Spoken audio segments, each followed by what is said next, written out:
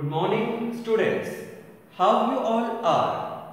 Hope you all are well. And we are back with our English class. And in today's class, we are going to start a new poem from the book First Flight. The name of poem is Amanda. Writer is Robin Klein. This poem is given in page number 61. So first we will discuss about the title. This word Amanda is a name of a girl.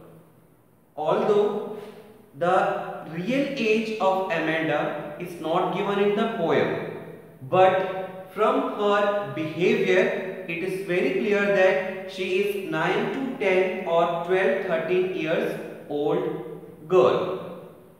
Basically what happens, student, this is the age when you want freedom and you don't want that your freedom should be curtailed. Curtailed means restricted. So a strange, rebellious behavior is seen. Definitely आप लोगों के साथ भी ऐसा होता होगा.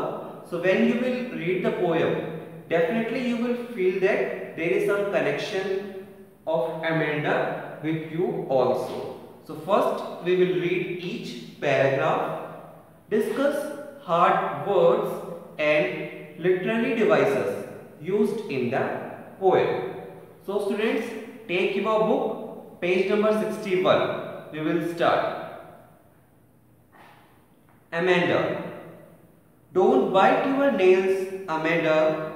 Don't hunch your shoulder, Amanda. Stop that slouching and sit up straight, Amanda. In the first paragraph, you can see that someone is instructing, giving instructions to Amanda. And you can see that, okay, we will discuss the hard words. Hunch. Hunch means to bend something forward. Hunch the shoulder means to bend your shoulder forwards.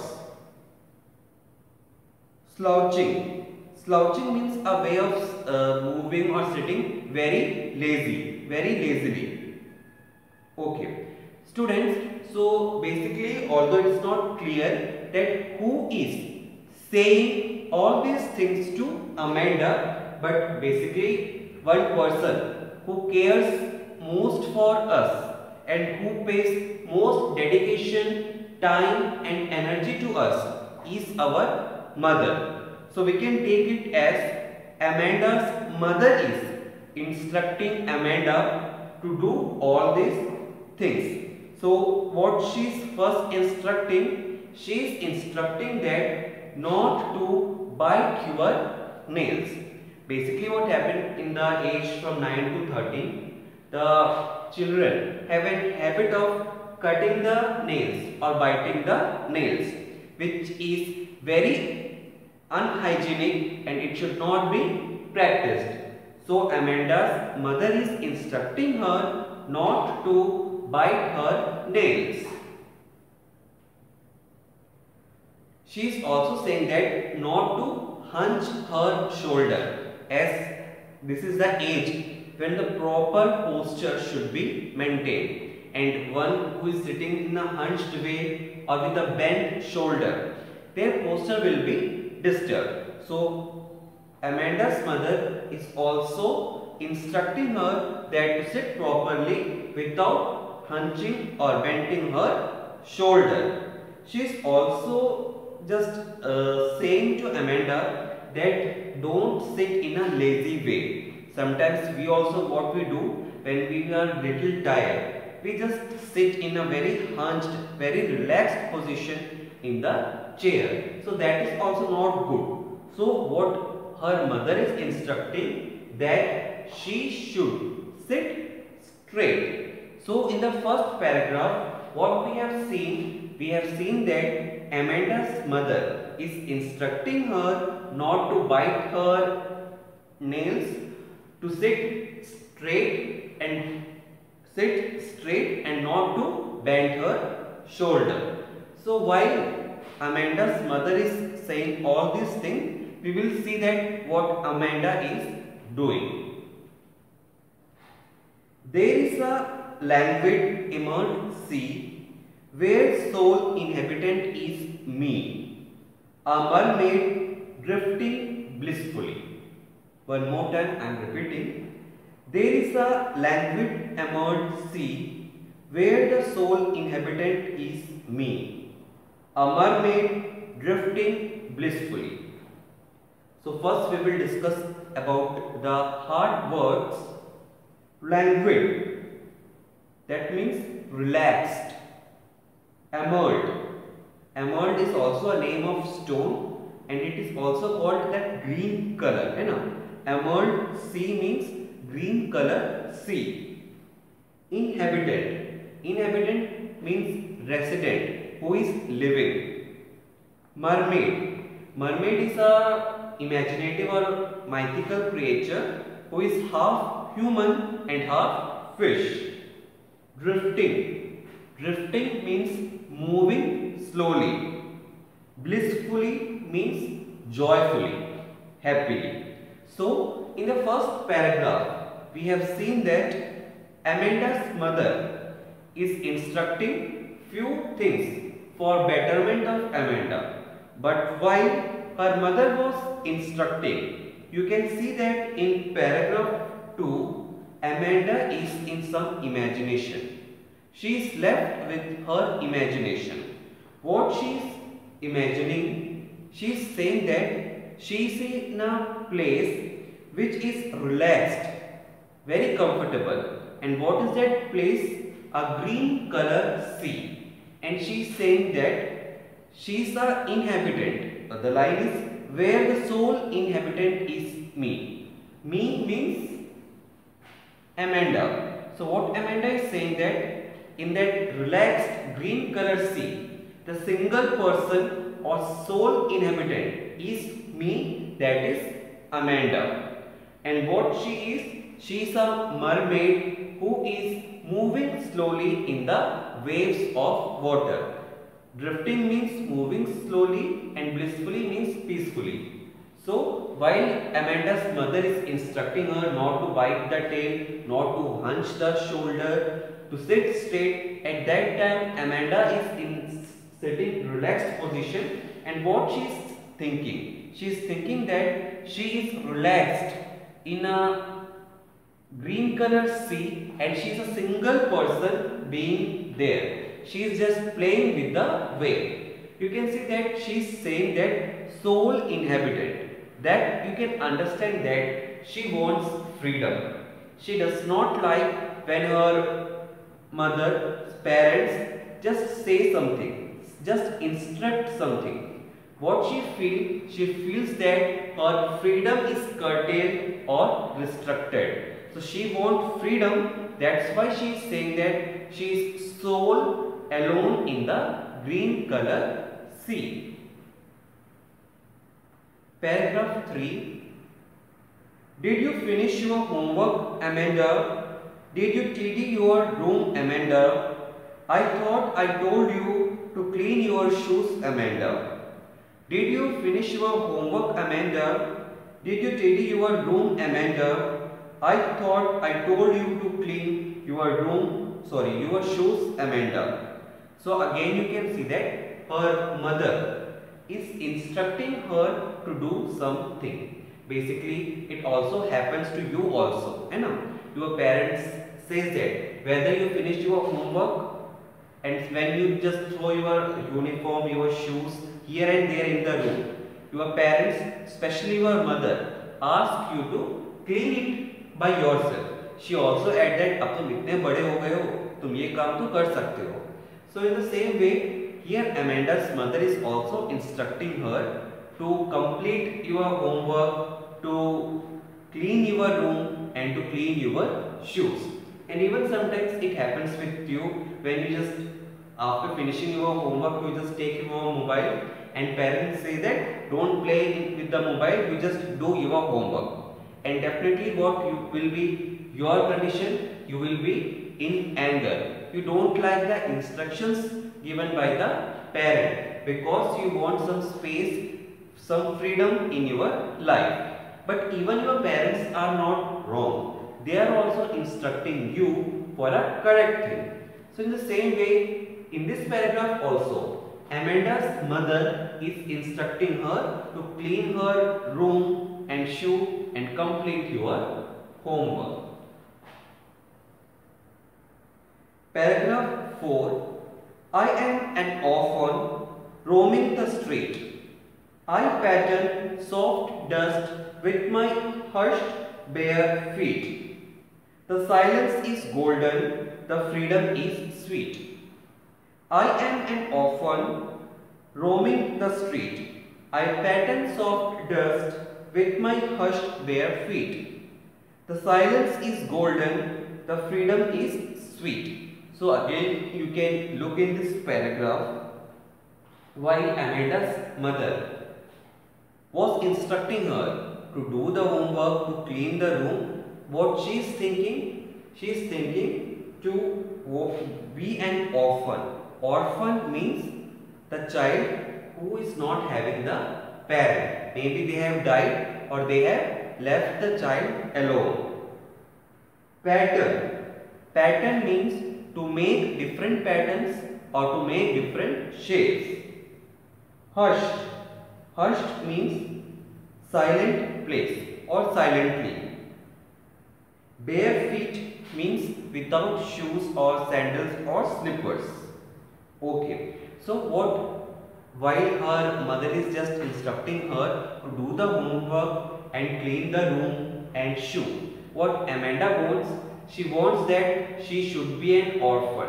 That she does not like what her parents, her mother is saying to her. She wants to be an orphan because she wants freedom in her life. She is thinking that if she would be orphan, she might be roaming fearlessly or with freedom in the street by just making different patterns with her feet in the road. So although Amanda is not orphan, but she wants freedom in her life.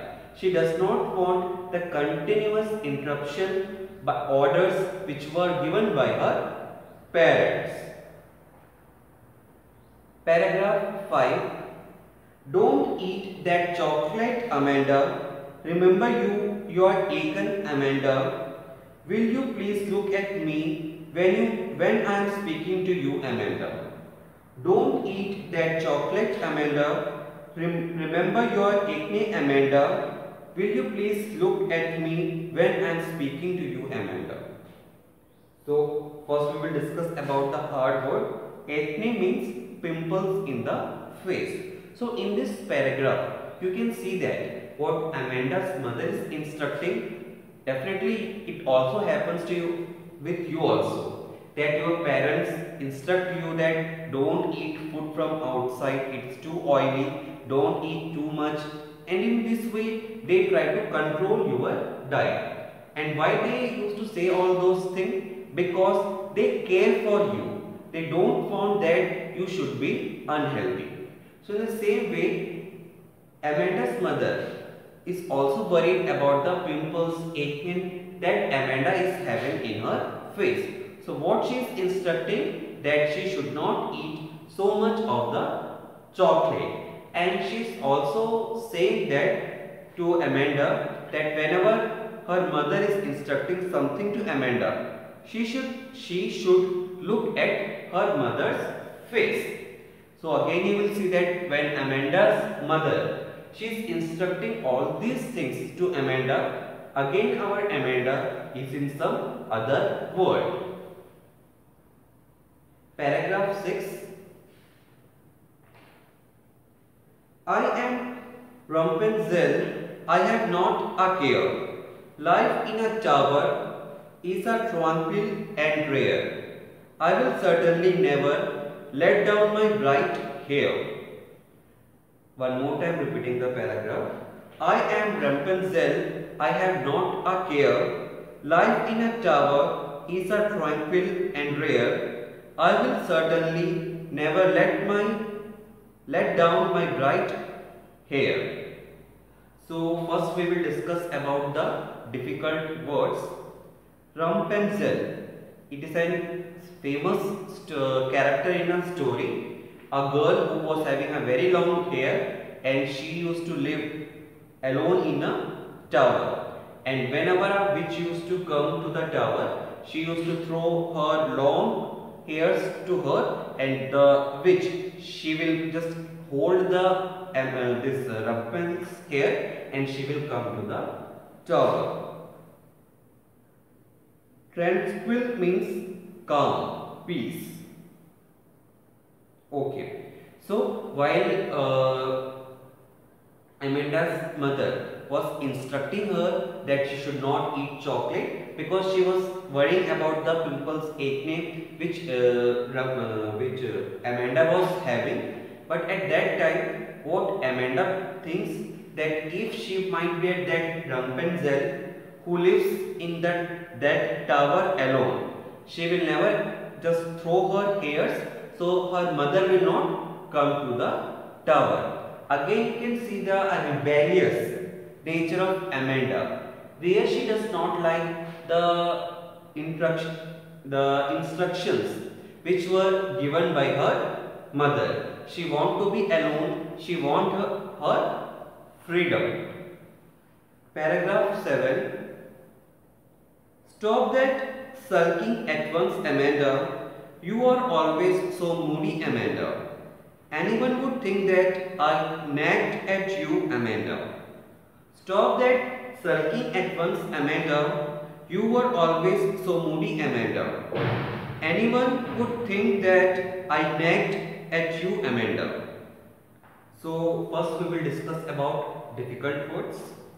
Sulking, that means to sit in an upset mood, to sit that I am not interested in anything in that way. Nag, nag means to continuously say something or harass something, मतलब किसी को परेशान करना. So what Amanda's mother is instructing to Amanda in this paragraph, that she should be not sit as her mother is just harassing her or she is just disturbing her. And as Amanda was a moody girl, that means sometimes she is happy, sometimes she is upset, sometimes she is lost in some other world. So she should not sit in that way. So what you had seen in this paragraph, the whole poem, that Amanda's mother, she is a very caring person, and out of that care, she was instructing few good things to develop good habits in Amanda. But Amanda, she is one girl who wants freedom in her life, and she does not like the interruptions from her mother. So we can just see that although his mother is also not wrong in instructing Amanda, because at this age the mother, the parents should guide and should instruct the children to be sincere, to be honest, and to be hardworking. But Amanda is lost in some other world. She wants freedom and she does not like the interruptions, instructions given by her mother. Basically in the age of 9 to 13, it happens with almost everyone that whenever their parents, their teacher, they instruct something, they don't like it. The reason is that just like Amanda, everyone or you all needs that particular space, freedom in your life. But even your parents, your teachers are not wrong in guiding you in the correct manner. So I hope you try to understand the basic idea of the poem Amanda, where the poet had just represented the caring behavior of the mother and little rebellious behavior of Amanda or a teenager. So we had discussed the hard words, we had also gone through the meaning, we have read the poem. Now we will just see the rhyming scheme. The rhyming scheme of the poem for paragraph 1, 3, 5 is A, B, A. Look at the first paragraph. Amanda, Amanda and Amanda. three words A, and for straight we have used B. For paragraph 2, 4, 6, the rhyming scheme is C, C, C. Look at the second paragraph. C, S-E-A, me, blissfully. Although the last word is different, but when you look at the pronunciation, C, me, blissfully, so all the words sounds to be rhyming. So that's why for paragraph 2, 4, 6, the rhyming scheme will be C, C, C. So I hope you all understood the rhyming scheme. Then one more poetic or literary device is used. It is called alliteration. Okay, alliteration means in a single line more than one word will start with same alphabet, that to consonant. Look at the third line of the first paragraph. Stop that slouching and sit up straight. So in the same single line, four words start with letter S. That is stop, slouching, sit and straight. So all these four words are pair of alliteration. So I hope you all understood the poem, hard words and the literary devices used in this poem. Now we will discuss the question answers. How old do you think Amanda is? How do you know this? Although it is not very clear that how old she is, but we can conclude that she is 9 or 10 or 12 or 13 years old, because basically in this age the child is little rebellious, they want little freedom. It's not given in the poem, but we can conclude. Question number 2. Who do you think is speaking to her? Again, it is not very much clear in the poem that who is talking to Amanda, but we can conclude that the one person in our life, in the whole world, who is always caring, always loving and always guiding to us is our mother, and her mother is only instructing Amanda to do all those things. Why are stanza 2, 4, 6 given a parenthesis? Basically parenthesis means when parents say something, you are just in your own world. So that we have seen in the paragraph, that in paragraph 1 Amanda's mother is saying something. In paragraph 2 she is not listening to her mother, but she is in her own world. Question number 4.